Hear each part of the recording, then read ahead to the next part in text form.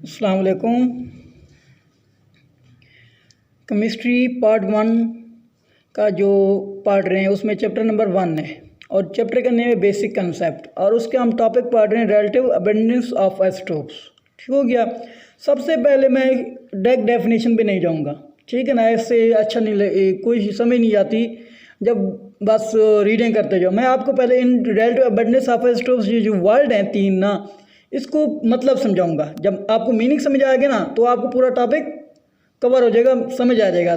Relative mean क्या होता है ये पहले भी एक मैं टॉपिक में बता चुका हूँ रिलेटिव एटॉमिक मास में। दोबारा मैं बता देता हूँ। रिलेटिव मीन कोई दो या दो से ज़्यादा चीज़ों को रिलेट करना, उनका रिलेशन या फिर कंपैरिजन या फिर उनकी प्रोपोर्शन निकालना, वो क्या कहलाएगा, रिलेटिव मीनिंग में आ जाएगा।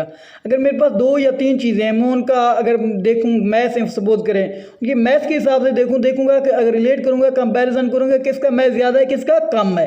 इसी तरह इसमें भी हम यही करेंगे। अबंडेंस हम उसकी क्वांटिटी देखेंगे, किसकी क्वांटिटी लार्ज है, किसकी क्वांटिटी सबसे ज़्यादा है, कौन सा चीज़ ज़्यादा कसरत में पाई जाएगी, ठीक है ना, वो क्या कहलाएगा, अबंडेंस कहलाएगा। अब बात हो जाए आइसोटोप्स। आइसोटोप्स का मतलब iso mean same, topes mean position. ये भी पहले मैं एक टॉपिक में आइसोटोप्स के टॉपिक में कवर कर चुका हूँ डिटेल के साथ। थोड़ा सा इसमें बता देता हूँ, डिटेल के साथ नहीं जाऊँगा। Iso mean same, topes mean position. मतलब पीरियोडिक टेबल में कोई भी एलिमेंट है उसके एटम पीरियोडिक टेबल में एक ही पोजीशन पे होंगे, सेम पोजीशन पे होंगे, ठीक है ना, उसको हम कहते हैं आइसोटोप्स। अब इन तीनों चीज़ों में अगर मैं देखूं, मतलब आइसोटोप्स का हम कंपैरिजन कर रहे हैं, उनकी प्रोपोर्शन निकालना चाह रहे हैं कि कौन सा आइसोटोप्स 3 है 4 है, कौन सा ज़्यादा कसरत से पाया जाता है, कौन सा क्वांटिटी में ज़्यादा है, ठीक है ना, वो क्या कहलाएगा, रिलेटिव अबंडेंस ऑफ आइसोटोप्स। उस आइसोटोप्स की रिलेटिव अबंडेंस कहलाएगी। अब मैं फ़र्ज़ करता हूँ, सपोज करता हूँ मेरे पास ये 3 आइसोटोप्स हैं हाइड्रोजन के, ठीक है ना। इनमें से मैं मुवाजना करूँगा, कंपैरिजन करूँगा जो नेचर में, जो कुदरती तौर पर किसकी क्वान्टिटी ज़्यादा पाई जाती है। तो इस सारे प्रोसेस को मैं क्या करूँगा, रिलेटिव अबंडेंस ऑफ आइसोटोप्स जो होगा वो रिलेटिव अबंडेंस ऑफ आइसोटोप्स कहलाएगा। अब मैं आपको यहाँ पे एग्जांपल के साथ समझाऊंगा, ठीक है ना।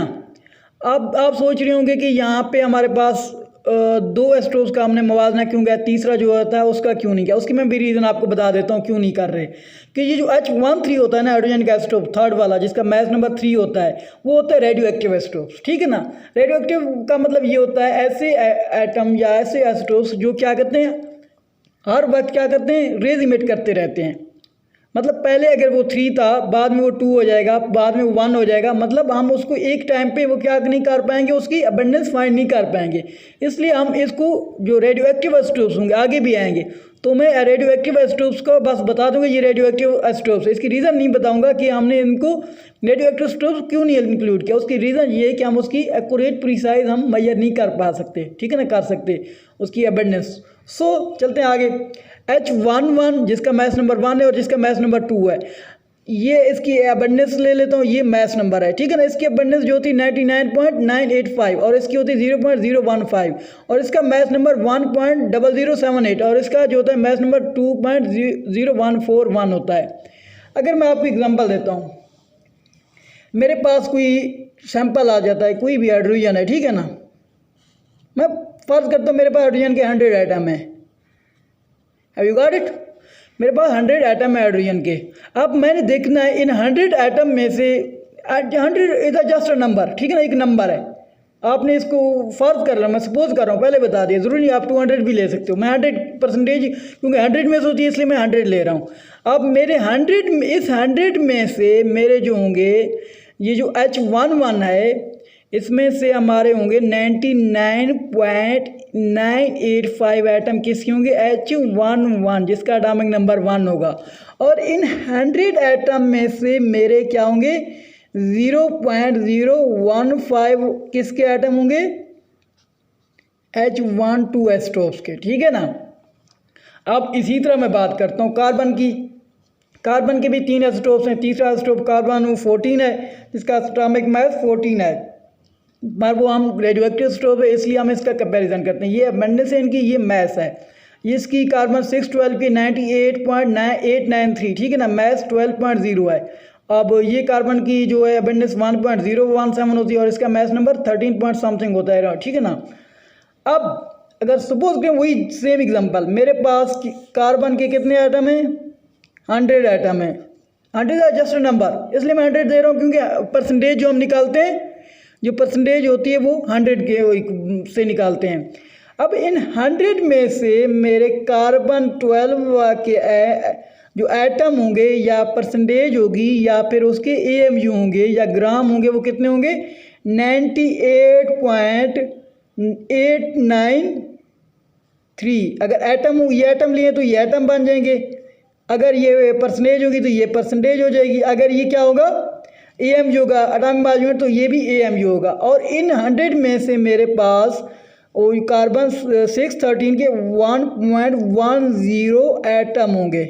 किसकी बात हो रही है? कार्बन 13 की, जिनका मास नंबर 13 है। Have you got it?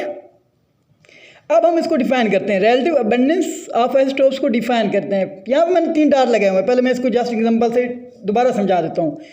इसका मास कम है, इसका इससे ज़्यादा, इसका इससे ज़्यादा। अब मैं इनकी प्रोपोर्शन निकालना चाहूँगा, इनका कंपैरिजन करना चाहूँगा, कौन से मास ज़्यादा है, तो मेरा ये वाला मास ज़्यादा है। इस प्रोसेस को मैं क्या कहूँ? रिलेटिव अबंडेंस, मतलब उसकी जो कसरत किसकी ज़्यादा है, कौन सा एलिमेंट क्वांटिटी में ज़्यादा प्रेजेंट है, कौन सी चीज़, ठीक है ना। सेम इसी तरह अगर एस्टोप्स होंगे, अगर उनका कंपैरिजन करेंगे तो वो रिलेटिव अबंडेंस ऑफ एस्टोप्स हो जाएगा। अब बात आती है डेफिनेशन की। The relative abundance of isotopes is the percentage abundance of an atom और isotopes with a specified atomic mass found in naturally occurring sample of one element. क्या बात हुई? नेचुरली अकरिंग की बात हो रही है, ठीक हो गया। नेचुरली अकरेगी, आर्टिफिशियल की बात नहीं हो रही। फिर मैं दोबारा समझा देता हूँ। एग्जांपल इसकी हाइड्रोजन की आ गई है। वैसे हाइड्रोजन के 3 आइसोटोप्स होते हैं, तीसरा जो थर्ड जिसका एटॉमिक मास नंबर 3 है वो रेडियोएक्टिव है, उसको अकाउंट नहीं करेंगे, उसके हम रिलेटिव अबंडेंस नहीं फाइंड कर पाएंगे। अब इन 100 एटम में से इतने एटम 99.98 हाइड्रोजन 1 के होंगे, और इसमें से 100 में से 0.01 एटम या परसेंटेज या फिर एटॉमिक मास यूनिट या फिर ग्राम H12 के होंगे। इसी तरह कार्बन की बात आती है, 100 में से 98.89 ग्राम कार्बन 612 के होंगे, और 100 में से 1.107 कार्बन 613 के होंगे। 4 इसका थर्ड वाला आइसोटोप्स होता है वो रेडियो आइसोटोप्स होगा, वो इसमें कंसिडर नहीं किया जाएगा। अब बात करते हैं हम इसको डिटरमाइन कैसे करते हैं रिलेटिव अबंडेंस की। इसका क्या मेथड होता है? कोई इंस्ट्रूमेंट होगा तो ठीक है ना। तो how to determine relative abundance of isotopes, ठीक हो गया। उसको हम एक प्रोसेस है जो है स्पेक्ट्रोमीट्री से इसको डिटरमाइन किया जाता है। इसको डिटेल से हम नेक्स्ट टॉपिक में पढ़ेंगे, ठीक हो गया। अब मैं कहता हूँ मेरे पास जो प्रॉपर्टी हैं, जो बुक्स हैं, जो दुनिया में जो लिटरेचर पढ़ा है, प्रॉपर्टीज हमारे 3-4 आइसोटोप्स होते हैं ना। मैं आपको यहाँ पे समझाऊँ, मेरे पास हाइड्रोजन की 1 है, एक हाइड्रोजन सिंपल मैं जस्ट एग्जांपल दे रहा हूँ 2 है, और मेरे पास हाइड्रोजन 1 3 है। अब मैं जो बुक्स में पढ़ता हूँ, जो प्रॉपर्टी, उसका boiling point, physical chemical property, वो किस इन तीनों में से किस की प्रॉपर्टी होंगी, ठीक है ना, किसको हम देखते हैं। तो हम प्रॉपर्टी वो लेते हैं जो जिसकी क्वांटिटी ज़्यादा होगी, क्योंकि ये 99 पॉइंट समथिंग होती है, ठीक है ना। इसकी क्वांटिटी हाइड्रोजन 1 की ज़्यादा है, तो हम जो प्रॉपर्टी होंगी जो लिटरेचर में लेंगे, मोस्ट अबंडेंट ऑफ एलिमेंट जो होगा आइसोटोप्स होगा उसकी लेंगे। अगर हम बात में एग्जांपल से दे रहा हूँ, H11 है, जो आप लिटरेचर में प्रॉपर्टीज़ पढ़ोगे हाइड्रोजन के बारे में, वो किसकी ली गई होंगी? जिसकी ज़्यादा क्वांटिटी होगी, परसेंटेज ज़्यादा होगी, वो लिटरेचर में इंक्लूड की जाती हैं। अगर मैं कार्बन की बात करूँ, कार्बन 612 है, कार्बन 613 है, ठीक है ना, 14 वाला वो रेडियो एक्टिव है। तो 98 पॉइंट समथिंग जो परसेंटेज होती है, जो ये इसकी कार्बन 612 की होती है। तो मतलब जो जिसका मतलब ये है कि जो मैं लिटरेचर में किताबों में पढ़ता हूँ प्रॉपर्टी कार्बन के बारे में, वो कार्बन 612 से ली गई होंगी, ठीक है ना। उस पर जो एक्सपेरिमेंट किए होंगे, फिजिकल केमिकल प्रॉपर्टी जो होगी वो वाली इसकी इंक्लूड होंगी, क्योंकि इसकी परसेंटेज ज़्यादा है। यहाँ पे मैंने दोबारा ये लिख दिया, H11 इसकी प्रॉपर्टी लिटरेचर में होंगी, कार्बन 612 की प्रॉपर्टी लिटरेचर में जो बुक्स में पढ़ते हैं इसकी होंगी। अब बात आती है एटॉमिक नंबर, मास नंबर का क्या रिलेशन है, क्या उसका इफेक्ट होता है इस आइसोटोप्स पे, ठीक है ना।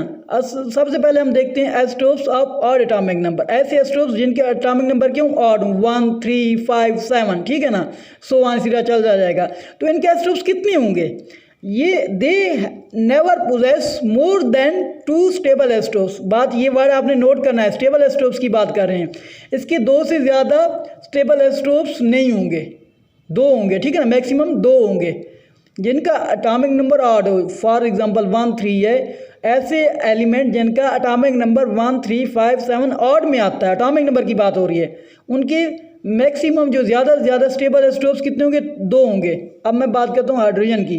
हाइड्रोजन के स्टेबल आइसोटोप्स 2 होते हैं, H11 और H12। तीसरा आइसोटोप्स होता है वो रेडियो एक्टिव होता है, स्टेबल नहीं होता, अनस्टेबल होता है। इसी तरह नाइट्रोजन की, क्योंकि ये यहाँ देख लें, इसका एटॉमिक नंबर 1 है, ऑड जो है, और नाइट्रोजन का एटॉमिक नंबर 7 होता है, ये ऑड होता है। इसके स्टेबल आइसोटोप 2 हैं, 714 और 715। इसी तरह क्लोरीन की बात करते हैं और बहुत से इसकी, लेकिन स्टेबल आइसोटोप्स कितने हैं? इसका एटॉमिक नंबर ऑड है, 35 और 37। इसके ये 2 स्टेबल आइसोटोप्स होंगे, ठीक है ना।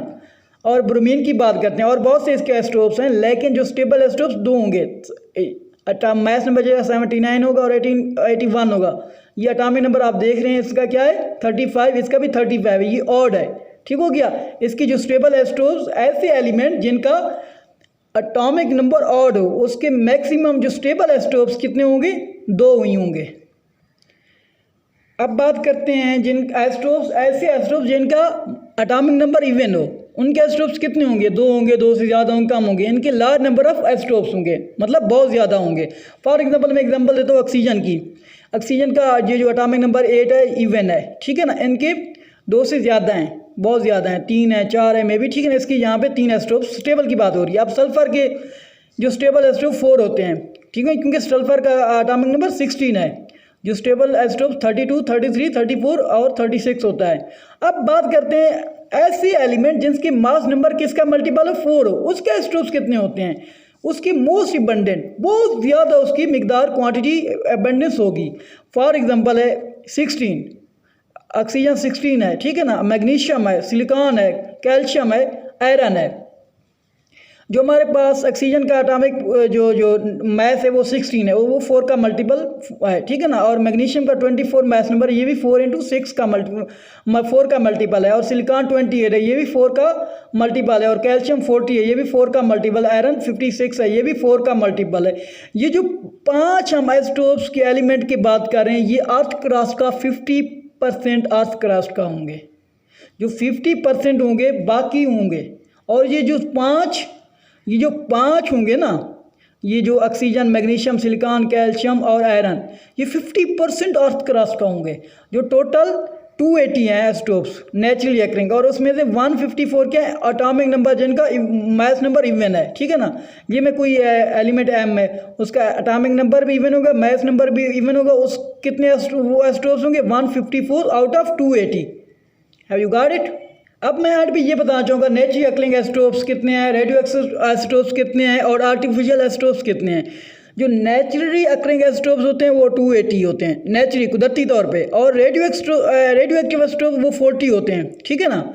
अब बात करते हैं कि रेडियो एक्टिव आइसोटोप्स वो आइसोटोप्स होते हैं जो खुद ब खुद वो एक्टिव होते हैं। एक्टिव यहाँ पे वर्ड शो किया गया, रेडियो एक्टिव, नाम से ज़ाहिर एक्टिव, जो खुद ब खुद हर वक्त क्या करते हैं? रेज इमिट करते रहते हैं। और आर्टिफिशियल आइसोटोप्स की बात आती है, वो हैं आर्टिफिशियल मैन मेड, जो लेबॉरेटरी में बनाए गए होते हैं। और वो होते हैं कि अनस्टेबल होते हैं एक तो, और दूसरे रेडियो एक्टिव होते हैं, खुद ब खुद इमिट करते रहते हैं। अनस्टेबल, जो स्टेबल नहीं होते, वो 300 हैं, ठीक है ना। अब एक टर्म मोनो आइसोटोपिक एलिमेंट, मैं अगर बात करूँ ऐसे एलिमेंट जिनका सिर्फ एक ही आइसोटोप्स हो, दे हैव ओनली 1 आइसोटोप्स, ऐसे एलिमेंट को क्या आगे कहेंगे? मोनो आइसोटोपिक एलिमेंट, ठीक है ना। अगर कोई एलिमेंट है उसका सिर्फ एक ही आइसोटोप्स होगा तो क्या कहलाएगा? Mono isotopic element. नाम से ज़ाहिर, मोनो मीन 1, एटम या element has only 1 isotopes, then it is called mono isotopic element. For example arsenic का 1 आइसोटोप्स होता है, ठीक हो गया। आर्सेनिक की बात करें 1 है। फ्लोरीन की 1 होता है आइसोटोप्स। क्लोरीन नहीं होगा, क्लोरीन के 3 है। गोल्ड की बात करें तो भी इसका 1 आइसोटोप्स होता है। आयोडीन था, आयोडीन का 1 आइसोटोप्स होता है। फ्लोरीन का भी 1 आइसोटोप्स होता है। आर्सेनिक का भी, गोल्ड का भी 1 आइसोटोप्स होता है। They are called mono isotopic element, ठीक हो गया। अगर आपको मेरी वीडियो अच्छी लगे तो आपने सब्सक्राइब मेरे चैनल को करना है, लाइक करना है, शेयर करना है, ठीक है ना। अगर आपको कोई भी प्रॉब्लम हो, कोई यहाँ पे मेरे से मिसिंग हो गया हो, कोई क्वेश्चन आपको, तो आपने कमेंट में लिख के देना है, मैं आपको उसका आंसर का जवाब दे दूँगा। Thank you.